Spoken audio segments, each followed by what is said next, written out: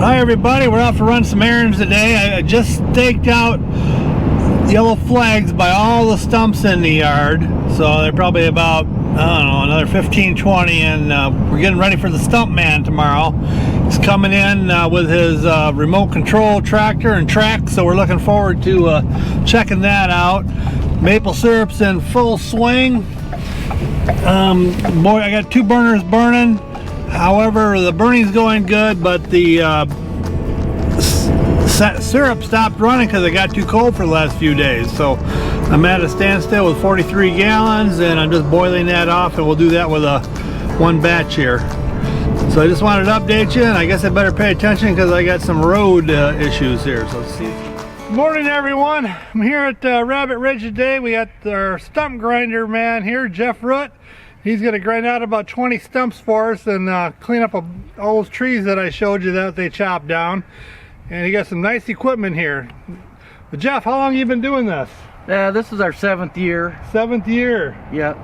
And started as a little, kind of like a hobby or something after work hours, and it turned into something quite a hobby. A little bit more than what we anticipated, but it's all good. What we got here is this is a brand new 2021 Vermeer SC70, top of the line stump cutter, all run with remote. You'll see